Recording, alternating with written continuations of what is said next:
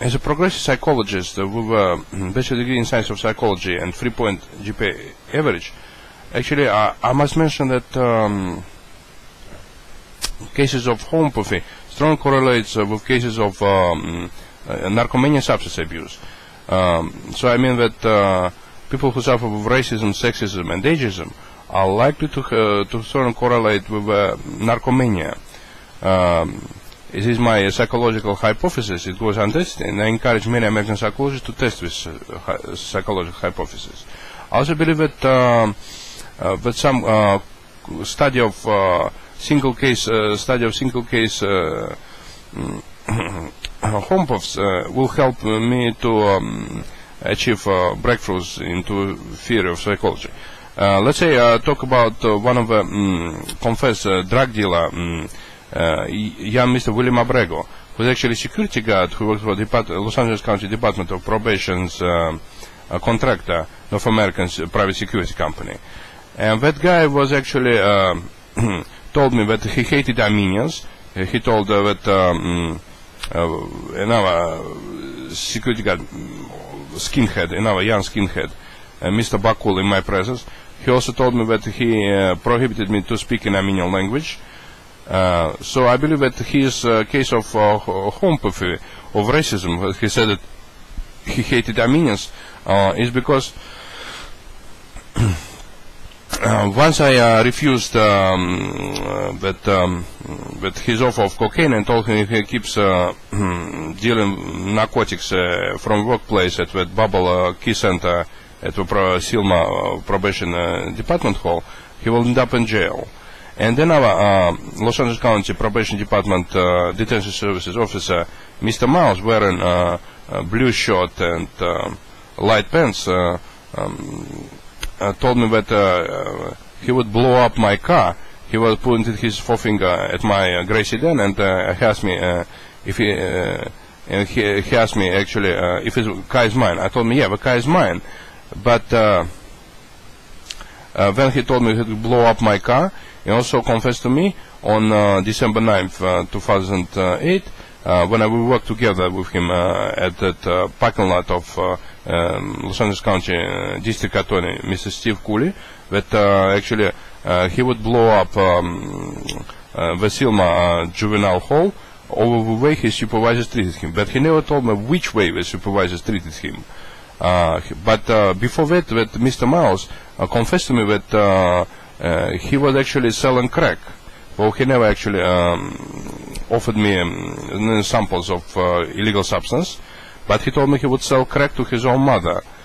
And actually, when I refused to take any dope from him, and I told him that narcotics are harmful substances, he actually got mad at me. And then later on, a few days later, last December, the story happened in Silma Juvenile Hall, where I worked as a private security guard and for North American security company. That I found two headless screws sticking out of the right rear tire of my car, and actually we had to replace it with patches and fix them with patches. So I believe that, and I've seen once working in Los Angeles County Probation Department, Silma Juvenile Hall, I saw another detention officer, blue-shirted Mr. James, who was hanging out in my car, was maintaining some kind of radio conversation in aggressive manner. He was talking. Besides that, on December 2nd, Mr. James, Los Angeles County Sheriff's Los Angeles County Probation Department's probation detention officer, blue-shirted. Mr. James was African American young male. He actually told me that the best food for me is cocaine, vodka, and machete. But I told him that he wouldn't be crazy, so he probably didn't like it. And the guy also confessed me, Mr. James, blue-shirted probation department detention services guard, Mr. James confessed to me that he had been chewing cocaine leaves, and he wanted to rob a bank and kill someone. So I believe that substance abuse leads to increase in aggressiveness of person, so that substance abuser will grow very aggressive and lose inhibition towards using violence, because normal people have inhibition towards using violence or committing a crime. That substance abuse leads them, junkies, to losing the inhibition towards committing a criminal act, because otherwise humans they have their own kind of psychological barriers towards committing a crime, and substance abuse leads to destruction of those psychological barriers, and those engrams on which was pre-programmed psychological barriers were recorded were being washed away and by illegal substances with corruption of brain. Me myself, I always told no to drug dealers, and so that let's return to substance abuse among those probation guards and private security guards in Los Angeles County Probation Department in Silma, wherever, last December. One of those guards, Mr. Minas Jekian, North American private security guard, threatened wants to shoot me. He, last October, last October. He also told me that at workplace. He also told me that he confessed to me that he and another Armenian security guard named Hakop had been abusing cocaine. And then last August, that Hakop was a fat Armenian security guard. He told me that he actually was threatening someone to shoot someone, as well issuing a terrorist threats. And I also believe that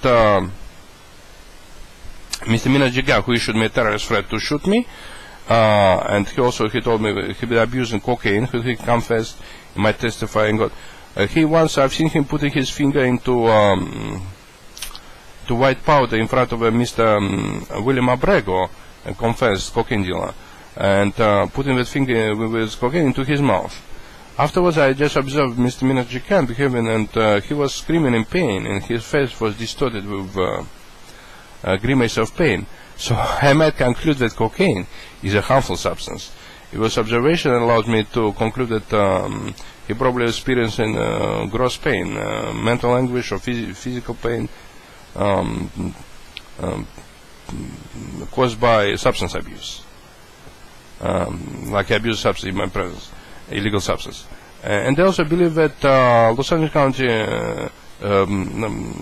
probation department managers, like Mrs. Garcia or Mr. Gutierrez, were actually connived to substance abusers and allowed junkies to work for probation department, because the junkie may be easily ripped off. And with North American security company, they used not to pay 1 day of work to its workers.